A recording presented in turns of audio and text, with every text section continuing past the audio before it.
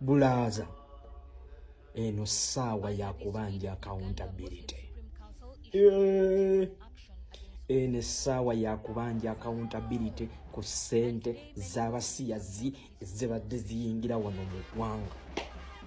Maama nkutedde ggwe. Tolaba nti mwefudde kyesirikidde?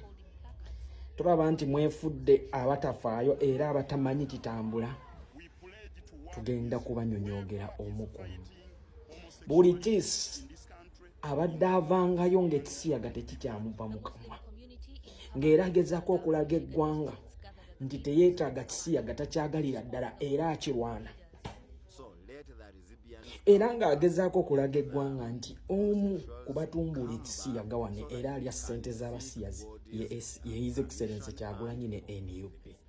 Kati olwaleero USAID yafulumizza accountability ng'eraga ku butawe badde esaasaanyaamu essente zaayo wano mu ggwanga Uganda, ng'ate kwe kulinaako akasimbi $4 million ezibadde ziyingira wano buli mwaka nga z'abasiyazi, za kufacilitating abasiyazi.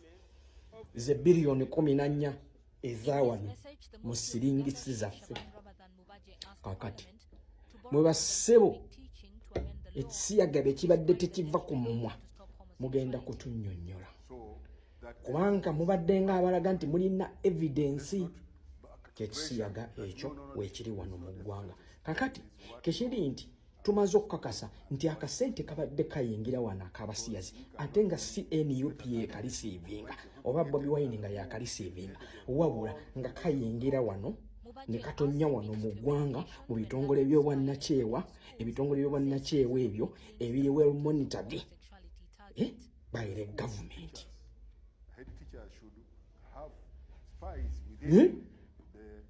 Interreligious Council, akakiiko akatwala bakitaffe mu Katonda. Oweekitiibwa Kazimba Mugalu kitaffe mu Katonda. Kazimba Mugalu toyina kye walabye kigenda mu maaso. Otera obeera ku Twitter eyo kyogamba tonnakirabako nti $5 million 5 zibadde zijja wano nga zigenda kubudaabuda basiyazi. Twakulaba wano n'akakiiko kaka Interreligious Council mutuula bufofofo mulwana kisiyaga, era mu Church of Uganda nga yeefuuse enjiri ya kisiyaga. Kakati olwaleero osirize omusumba Sserwadda Joseph Sserwadda, nkwagala nnyo era nkuwa ekitiibwa. Gw'omu ku basumba abatono bempa ekitiibwa, twansonga ne bw'okyalako mu State House okomawo n'oyogera ensonga ekitatambula bulungi n'ositula eddoboozi. Pastor Joseph Sserwadda, situka tuwulire eddoboozi lyo, osirise nnyo ku nsonga eno. Sheikh Shabani Mubajje Mufuti, twakulaba wano ng'okunze bayimaamu e Busoga ne bavaayo mu majuba gaabwe bazze beekalakaase nti balwana kisiyaga. Pastor Martin Sempa, obadde tova ku buli leediyo ng'olaga nga bw'olwana ekisiyaga era bw'otakyetaagira ddala. Naye yadde obadde ng'olinnye ennyonyi n'ogenda mu Amerika ewasibuka abasiyazi, situnnawulira bw'ova mu statement neegi Kyabassa ne BBS Terefayina.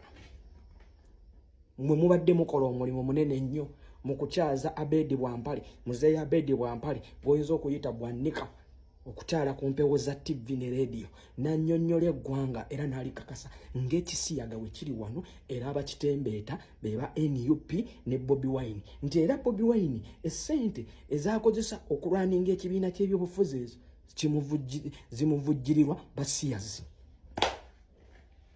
Situnnalaba we mukola statement yonna oba muti muteeseteese programu Abedi Bwampale akomewo abulire eggwanga essente zino zibadde zisaasaanyizibwa zitya. Maama Kizigo, Anita Amongo, Asumani basaalirwa. Mmwe mulina okunnyonnyola abalonzi bammwe era mubategeeze essente zino zibadde ziragawa. Twagala okumanya ku kiriniki amalwaliro sente zino we zibadde ziraga. Twagala okumanya ku masinzizo sente zino we zibadde ziraga.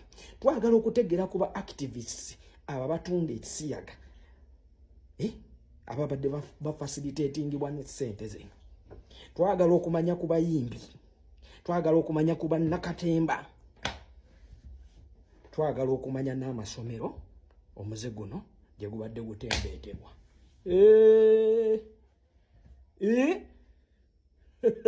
Mugenda tulaba Kimafia boy kemuleete diversion yenkanaki wano situvaawo. Tugenda kubanyonyogera mujja kuvaamu eddoboozi.